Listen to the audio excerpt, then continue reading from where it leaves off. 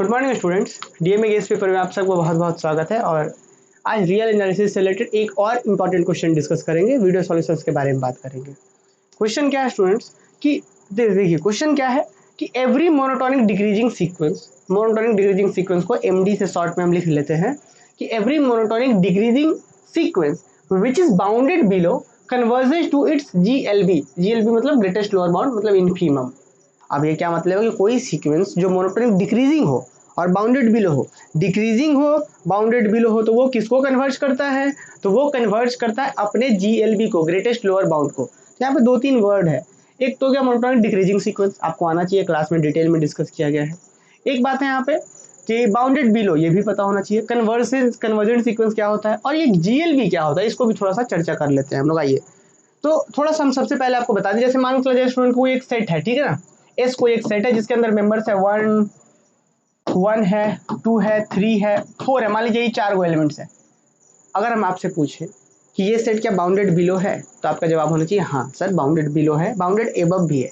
Bounded below का मतलब क्या होता है जी कि इसको बिलो से रोकने वाला, इसको नंबर लाइन पे देख लीजिए आप। यहाँ पे ये सेट कहाँ है, 1 है यहाँ, फिर 2, फिर 3, फिर 4। तो इस सेट के सारे एलिमेंट जो है ना 1 या 1 से इधर है, 1 या 1 से इधर है, तो इस सेट को बोलेंगे कि ये लोअर से बिलो से बाउंडेड है, पीछे तरफ से बाउंड है।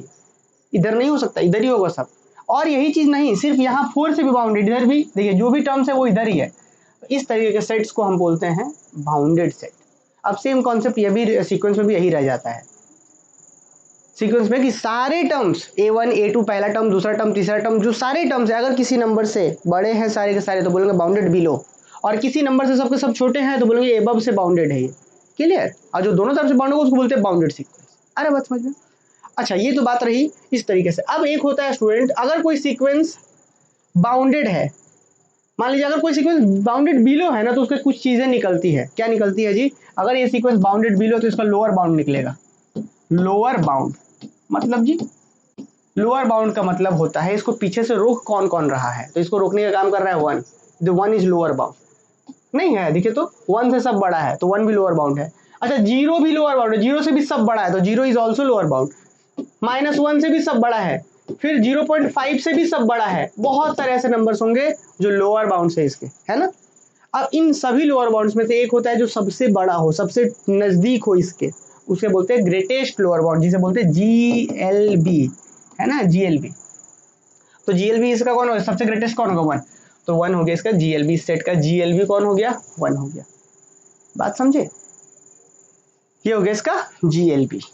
ठीक, तो क्या है सीक्वेंस, ये कोई सेट था, यहाँ पे देखा हमने कि अगर ये बाउंडेड लोअर बाउंड था, बाउंडेड बिलो था, तभी ना लोअर बाउंड निकला इसका। ये सब क्योंकि बाउंडेड बिलो था इसलिए लोअर बाउंड निकला, और लोअर बाउंड तो बहुत निकलता है, उसमें से ग्रेटेस्ट लोअर बाउंड हम जीएलबी, इसको इनफीमम भी बोलते हैं। क्या बोलते हैं? इनफीमम।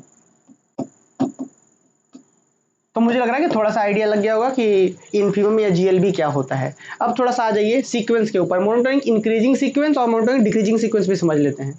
देखिए जी, मोनोटोनिक इंक्रीजिंग सीक्वेंस होता है एक, मतलब वैसा सीक्वेंस जो जैसे जैसे आगे बढ़ते जाए तो सीक्वेंस बढ़ता जाए, जैसे ये वाला, जैसे 2 4 6 8 10 एंड सो ऑन। इसमें देखिए पहला टर्म्स कौन है, A1 2 है, A2 4 है, A3 6 है, A4 आप नोटिस करिए कि यहाँ 1 से इधर अधिक कर रहे हैं तो सीक्वेंस भी बढ़ रहा है, यहाँ पे 2 से और आगे जा रहे हैं तो सीक्वेंस भी बढ़ रहा है, 3 से 4 जा रहे हैं तो आगे बढ़ रहा है। मतलब इसके आगे बढ़ने से ये भी बढ़ने लगे तो उसको बोलते हैं इंक्रीजिंग सीक्वेंस। और ऐसा बहुत सारे सीक्वेंस होता है जो डिक्रीजिंग भी होता है। ठीक, कैसा सीक्वेंस डिक्रीजिंग होता है जी? देखिए एमडी क्या होगा, मोनोटोनिक डिक्रीजिंग सीक्वेंस कैसा होगा, जैसे मान लीजिए 1 1/2 1/3 1/4 1/5 डॉट डॉट डॉट। इसमें देख लीजिएगा ये है A1, ये है A2, ये है A3, यहाँ पे ये मान लीजिए A4 है और यहाँ पे A5 है, डॉट डॉट डॉट। देखिए A1 से बड़ा 2 आगे बढ़े लेकिन सीक्वेंस छोटा हो रहा है, यहाँ 1 है उसके बाद 1/2 हो गया, आधा हो गया, और आगे बढ़े और छोटा हुआ, और आगे बढ़े और छोटा हुआ, और आगे बढ़े और छोटा हुआ। तो इस टाइप के सीक्वेंस को बोलते हैं मोनोटोनिक डिक्रीजिंग सीक्वेंस। ठीक, मैथमेटिकली कैसे लिखते हैं इस चीज को हम लोग कि अगर n से बड़ा या बराबर m लीजिए, जैसे 1 से बड़ा बराबर 2 लीजिए, तो सीक्वेंस में an और यहाँ पे am छोटा होने लगना चाहिए। आगे जैसे बढ़ रहे हैं, आगे बढ़ रहे हैं तो टर्म छोटा होना चाहिए। देखिए n से बड़ा लीजिए, यहाँ पे इक्वल का सेट नहीं होगा, n से बड़ा m लीजिए तो जो टर्म्स होगा वो छोटा आएगा, या बराबर भी हो सकता है, यहाँ पे बराबर भी हो तो वो मोनोटोनिक डिक्रीजिंग में ही बोलेंगे। ठीक है ना। इससे बढ़ लेने पर ये बराबर भी हो जाए तो भी कोई दिक्कत नहीं है, घटते जाना चाहिए बस। ठीक है, जैसे मान लीजिए घटा और घटा और घटा, एक में कहीं बराबर हो गया कोई दिक्कत नहीं, घटते जाना चाहिए, कहीं बराबर हो जाए तो कोई दिक्कत नहीं। तो टर्म्स के बड़े लेने से सीक्वेंस का टर्म्स, देखिए यहाँ पे इंटीजर्स बड़े लेने से जो सीक्वेंस का टर्म्स है वो छोटा होना चाहिए, बोलूँगा मोनोटोनिक डिक्रीजिंग सीक्वेंस। क्लियर है बात? तो इस तरीके से चीज़ें जो होती हैं मोनोटोनिक डिक्रीजिंग सीक्वेंस होती है। तो अब यहाँ पे आ जाइएगा, क्वेश्चन में क्या बोला गया है कि मोनोटोनिक डिक्रीजिंग सीक्वेंस, बात समझ पा रहे हैं? मोनोटोनिक डिक्रीजिंग सीक्वेंस, तो एक एग्जांपल मैं यहाँ पे ले लेता हूँ, वो 1/n वाला सीक्वेंस जैसे है। ये क्या है जी? एक मोनोटोनिक डिक्रीजिंग सीक्वेंस है। कैसे है? क्योंकि यहाँ पे a1 कितना है 1, a2 1/2, 1/3, 1/4 डॉट डॉट डॉट। ठीक है ना, ये सीक्वेंस क्या है? Monotonic decreasing. देख लीजिए आप, a1 ये है, a2 ये है, a3 ये है, a4 ये है, जैसे जैसे आप आगे बढ़ेंगे सीक्वेंस घटते जा रहा है, तो मोनोटोनिक डिक्रीजिंग सीक्वेंस है। और आपको एक खास बात पता है इस सीक्वेंस का, ये जो सीक्वेंस जैसे 1 यहाँ पे है, अगला टर्म पता है कहाँ पे इसका? इधर नहीं है, अगला टर्म यहाँ पे है, 1/2 इधर है, 1 से पीछे है 1/2। a1, a2, a3, a4, a5, a6, आप कितना भी आगे चले जाइए, 1/100, 1/200, 1/201, 1/1 लाख, 1/2 लाख, 1/3, कितना भी चले जाइए, ये जीरो से पीछे नहीं जाएगा। जीरो से पीछे जाएगा क्या? नहीं। क्यों नहीं जाएगा? क्योंकि हम 1 के नीचे नेचुरल नंबर पुट कर रहे हैं, ऊपर भी 1 भी पॉजिटिव, नीचे नेचुरल नंबर भी पॉजिटिव, तो कभी नेगेटिव नहीं होगा, मतलब कभी जीरो के इधर नहीं जाएगा। तो मतलब एक चीज मुझे खास बात यहाँ पे चला कि ये सीक्वेंस मोनोटोनिक डिक्रीजिंग भी है। क्या है? मोनोटोनिक डिक्रीजिंग भी है और बाउंडेड बिलो भी है, कि पीछे तरफ से बाउंड भी है कि इधर नहीं जाएगा, सब इससे बड़ा होगा। तो ये सीक्वेंस मोनोटोनिक डिक्रीजिंग भी है और बाउंडेड बिलो भी है। तो अगर कोई सीक्वेंस ऐसा होता है कि भाई घट रहा है, घट रहा है, घट रहा है, घट रहा है, घट रहा है, घट रहा है, इस तरीके से, और बाउंडेड बिलो भी है, तो पता है ये सीक्वेंस किसको कन्वर्ज करेगा? तो यहाँ पे जो एंड पॉइंट पे जो सबसे नजदीक में होगा, यहाँ पे सबसे जिसको टच कर रहा होगा उसको कन्वर्ज करेगा। कन्वर्जन का क्या डेफिनेशन था अगर आपको याद हो? तो कोई सीक्वेंस बढ़ते बढ़ते बढ़ते जिस पॉइंट की ओर जा रहा है उसी को बोलते हैं कि उस पॉइंट की ओर कन्वर्ज कर रहा है वो सीक्वेंस। जैसे यहाँ पे देखिएगा 1, 1/2, 1/3, 1/4, धीरे धीरे धीरे धीरे धीरे धीरे किसको जा रहा है? ये जीरो की ओर जा रहा है। जीरो कभी उधर नहीं जाएगा, तो ये सीक्वेंस जीरो कन्वर्ज कर रहा है। बात समझे?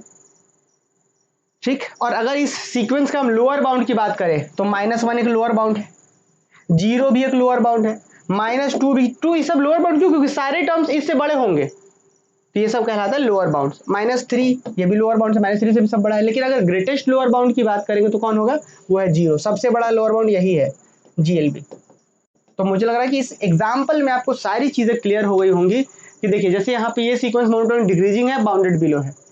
तो अगर कोई सीक्वेंस मोनोटोनिक डिक्रीजिंग हो, बाउंडेड बिलो हो, तो वो सीक्वेंस कन्वर्ज करता है यहाँ वाले पॉइंट को, और यहाँ वाला कौन? GLB को करता है। यही मुझे प्रूफ करके दिखा देना है, सिंपल है जी। देखिए थ्योरम्स, अब स्टेटमेंट समझ में आएगा कि every monotonic decreasing sequence which is bounded below, कि कोई मोनोटोनिक डिक्रीजिंग सीक्वेंस जो बाउंडेड बिलो होता है कन्वर्जेस टू इट्स GLB, कि वो अपने GLB को कन्वर्ज करता है। ऑब्वियस है कि वो घटते जा रहा है, घटते जा रहा है, घटते जा रहा है, और नीचे से रोकने वाला मिल गया उसको, बाउंडेड बिलो है वो, तो घटते घटते कहाँ किसको कन्वर्ज करेगा? वही जो सबसे नजदीक में सबसे पहले टच करेगा, जिसको GLB बोलते हैं हम लोग। एग्जाम्पल में देख लीजिएगा, ये वाला घटते घटते कहाँ जा रहा है? किसको टच कर रहा है? इसको कर रहा है, यही है इसका GLB इस सीक्वेंस का, तो इसको कन्वर्ज कर जाएगा, सिंपल। ठीक है, तो ये बातें हैं, मुझे लगता है कि समझ में आ रहा होगा। अब इसी तरीके से नेक्स्ट क्लास में एक और क्वेश्चन कर लेंगे कि कोई सीक्वेंस मोनोटोनिक इंक्रीजिंग हो और बाउंडेड एबव हो, जो बढ़ते जाए बढ़ते जाए बढ़ते जाए और बाउंडेड एबव हो, तो वो किसको कन्वर्ज करेगा? इस वाले पॉइंट को, जिसे हम कहते हैं least upper bound. Upper bound तो है बहुत सारा, उसमें से लीस्ट को कन्वर्ज करता है, लीस्ट अपर बाउंड को कन्वर्ज करता है। तो आगे एक थ्योरम्स और होगा जो वेरी वेरी इंपॉर्टेंट होगा, पर फिलहाल इस थ्योरम्स में रहते हैं कि every monotonic decreasing sequence which is bounded below converge to its GLB, कि अपने वो GLB को कन्वर्ज करता है। अब एक छोटा सा कॉन्सेप्ट और आपको बता दें कि कन्वर्जन, कोई सीक्वेंस किसी L को कन्वर्ज कब करता है? कोई सीक्वेंस किसी L पॉइंट को कन्वर्ज कब करता है? जब हर एप्सिलॉन के लिए मॉड an माइनस L का मॉडुलस लेस देन एप्सिलॉन हो for all n greater than equal to m। अगर ऐसा हो जाता है तो बोलेंगे सीक्वेंस L को कन्वर्ज कर गया। ठीक है, ये थ्योरम्स ध्यान रखना। और इसका मतलब क्या होता है पता है? कोई सीक्वेंस L को कन्वर्ज करने का मतलब क्या होता है, ये एप्सिलॉन क्या है, ये n greater than equal to m क्या है, सब चीज़ों को स्टूडेंट बहुत अच्छे से क्लास में बताया गया। यहाँ तो हम लोग सिर्फ रिवीजन कर रहे हैं, ठीक है ना, क्वेश्चंस को थोड़ा एक्सप्लेन कर दे रहे हैं बस, बाकी कंप्लीट डिटेल में तो क्लासेस में बताया गया। अगर आप ये सोच रहे हैं कि इसी से समझ के सारा कॉन्सेप्ट समझ जाएंगे, मुश्किल है भाई। आप यहाँ से सिर्फ क्वेश्चन अप्रोच कर सकते हैं, एक्चुअल कॉन्सेप्ट की एप्सिलॉन क्या है। तो ये सब चीजें क्लासेस में बताई गई है। हालांकि एप्सिलॉन क्या है, एक पॉजिटिव नंबर है। देखिए जरा ध्यान से, कोई सीक्वेंस सेल को कन्वर्ट कब करता है, किसी पॉइंट को कन्वर्ट कब करता है, जब हर एप्सिलॉन ग्रेटर देन 0 के लिए, कि कोई भी पॉजिटिव नंबर लीजिए उसके लिए एन माइनस एल का modulus less than epsilon for all N greater than equal to M, कि एम से बड़ा बराबर कोई भी एन रखे तो उसके लिए N minus L less than epsilon होना चाहिए। और इसका मतलब, इसको जब मॉड की प्रॉपर्टी से तोड़ते हैं ना, तो इसका मतलब ये होता है कि एल माइनस एप्सिलॉन से बड़ा एन और एल प्लस एप्सिलॉन से छोटा for all N greater than equal to M. अगर ये हो गया तो बोल देंगे कन्वर्ज कर रहा है एल को, या फिर ये भी हो गया तो बोल देंगे कन्वर्ज कर रहा है एल को, क्योंकि ये दोनों सेम है मॉड के प्रॉपर्टी से। तो आइए स्टूडेंट, अब हम लोग बढ़ते हैं आगे इस रिजल्ट्स में। देखिए तो क्या है, एक बार फिर से पढ़िए, every monotonic decreasing sequence which is bounded below converges to its GLB. कैसे करेंगे जरा देखिए, यहाँ पे कि let A N be a monotonic decreasing sequence which is bounded below. हमने मान लिया कि चलिए ए एन कोई मोनोटोनिक डिक्रीजिंग है, जो घट रहा है मतलब समझ रहे हैं कि टर्म्स में आगे बढ़ रहा है तो सीक्वेंस का वैल्यू घट रहा है। जैसे A1 से और छोटा होगा A2 और छोटा होगा और ऐसे। तो एन क्या है, मोनोटोनिक डिक्रीजिंग सीक्वेंस हमने मान लिया, और वो बाउंडेड बिलो है हमने ये भी मान लिया। तो अब बताइए, कोई सीक्वेंस घट रहा है और बाउंडेड बिलो भी है तो उसका लीस्ट अपर ग्रेटेस्ट लोअर बाउंड तो मिल जाएगा। जैसे यहाँ पे एग्जांपल भी हम समझाए थे आपको।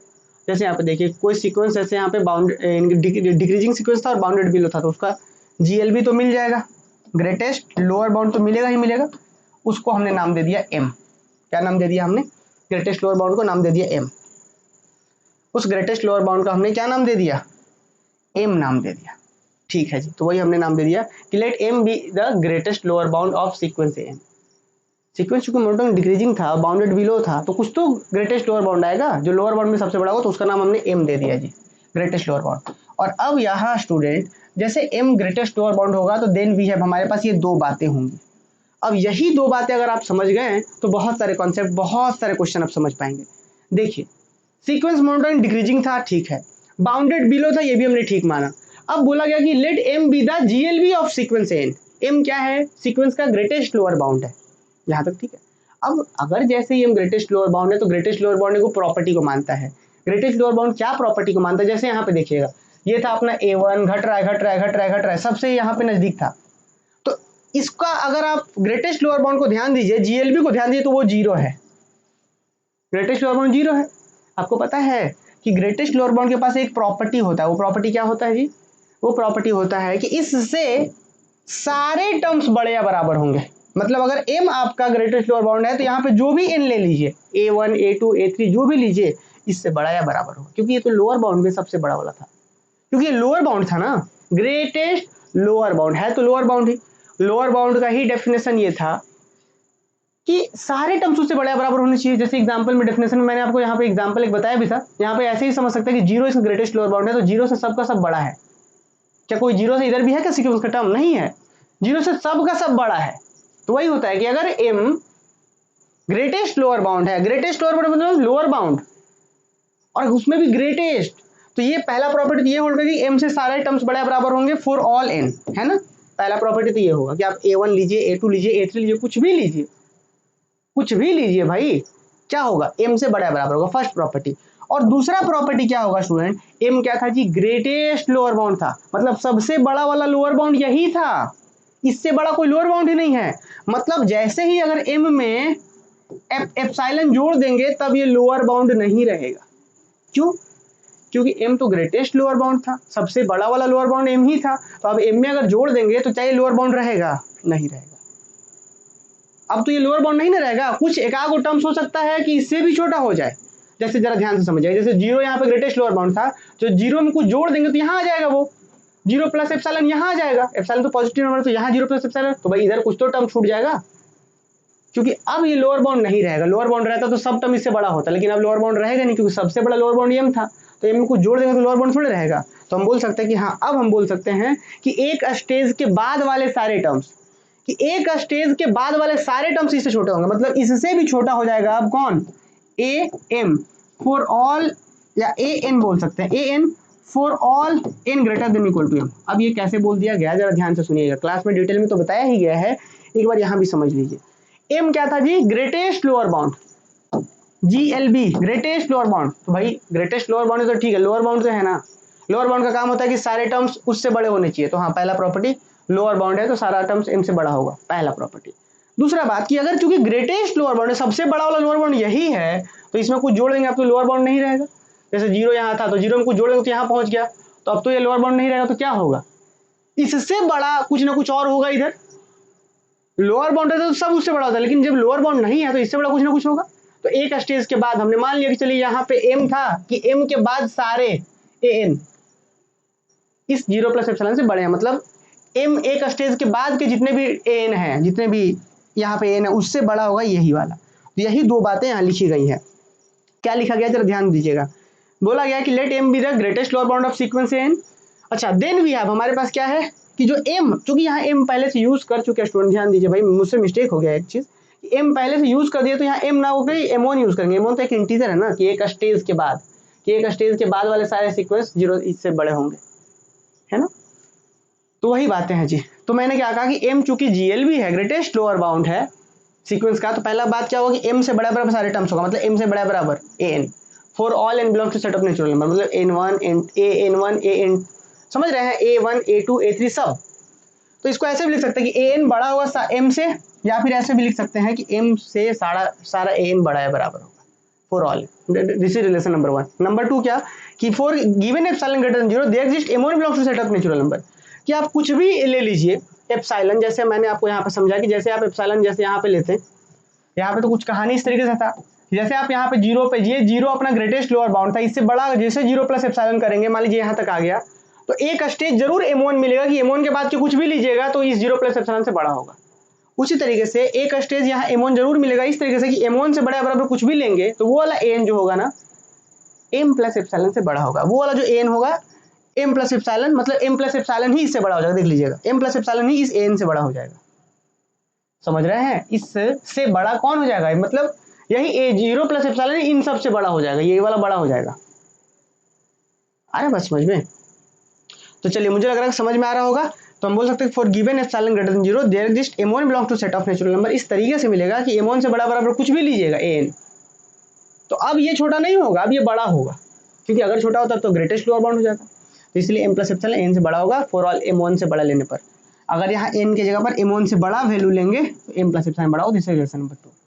ठीक है, मुझे कन्वर्जेंट दिखाना था, तो आइए कन्वर्जेंट दिखाते हैं। तो since AN is monotonic decreasing sequence, क्योंकि AN मोनोटोनिक डिक्रीजिंग सीक्वेंस, तो मोनोटोनिक डिक्रीजिंग में क्या होता है, जैसे जैसे आगे बढ़ेंगे सीक्वेंस का टर्म छोटा होगा, मतलब कि अगर आप 1 से देखिए 1 से बड़ा तो 2 होता है नो डाउट, तो यहाँ A1 और A2 में क्या होगा, A2 छोटा हो जाएगा, क्योंकि छोटा या बराबर भी हो सकता है, मोनोटोनिक डिक्रीजिंग है तो 1 से बड़ा 2, जैसे जैसे आगे बढ़ते जाएंगे तो सीक्वेंस का टर्म छोटा बराबर होता जाएगा, वही बात। तो देखिए अब N M1 से बड़ा N ले लीजिए आप, तो इसमें बड़ा कौन है N, तो चूंकि सीक्वेंस डिक्रीजिंग है तो N वाला क्या होगा, छोटा होगा, बड़ा है N इधर में, for all M1 greater than equal to M, तो क्या होगा N वाला छोटा होगा, N less than equal to AM1। This is relation number 3, क्यों, क्योंकि सीक्वेंस मोनोटोनिक डिक्रीजिंग था इसीलिए। Next from 2 we have, relation number 2 क्या कहता था जी, रिलेशन 2 कहता था कि M1 से बड़ा कुछ भी N ले लीजिए तो ये काम करेगा, AN से M प्लस एप्सिलॉन बड़ा होगा, तो AN से M प्लस एप्सिलॉन बड़ा होगा for N greater than equal to M1, relation number 4। कहाँ से लिखे हम, फ्रॉम 2 लिखे हैं, इसी चीज को हम पूरा एज इट इज ले जा गए हैं, AN से बड़ा होगा M plus epsilon for N greater than equal to M, समझे बात, रिलेशन नंबर 2 को पूरा ही लिख दिए हैं। अच्छा फ्रॉम 1 भी है, रिलेशन नंबर 1 क्या कहता था जी, रिलेशन नंबर 1 ये कहता था मुझे कि कुछ भी ले लीजिए n की जगह पर m से बड़ा होगा, वो m चूंकि लोअर बाउंड था, ग्रेटेस्ट लोअर बाउंड था इसीलिए, तो m से बड़ा बराबर n होगा, तो क्या m से जो n है वो m से बड़ा होगा। अब एक बात बताइए, जब m से ये बड़ा है तो m में से घटा देंगे तो भी तो बड़ा ही न रहेगा, क्या ही फर्क पड़ेगा, m से ही जब बड़ा है तो m में से घटा देंगे तो और बड़ा हो जाएगा, मतलब बड़ा ही रहेगा। तो वही चीज बोला गया, रिलेशन 1 क्या कहता है अपने को, n greater than equal to m for all n belongs to set, for all n belongs to set of natural number.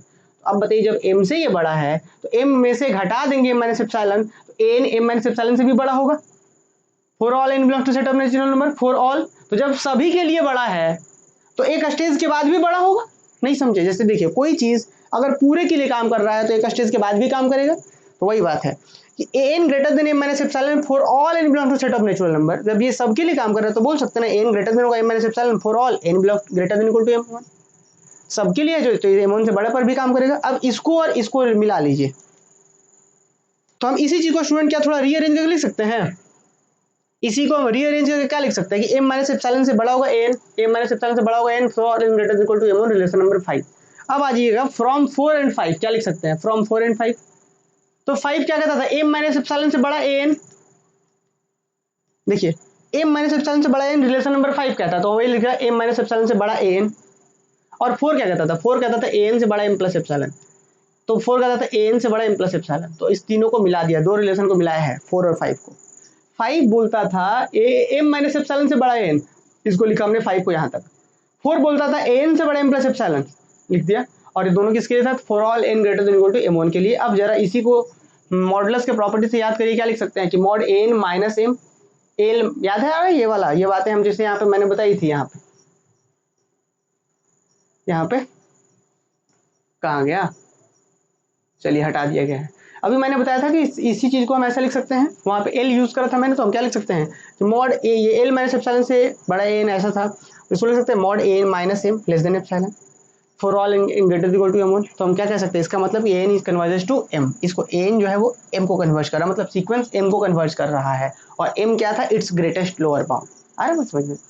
तो इस तरीके से कॉन्सेप्ट था। तो बाकी मुझे यही प्रूफ करना था कि सीक्वेंस जो है अगर बाउंडेड बिलो है और कन्वर्ज डिक्रीजिंग सीक्वेंस है तो अपने जीएलबी को कन्वर्ज करेगा। और हमने एम को जीएलबी माना और फाइनली दिखा दिया कि सीक्वेंस जो है वो एम को कन्वर्ज कर रहा है।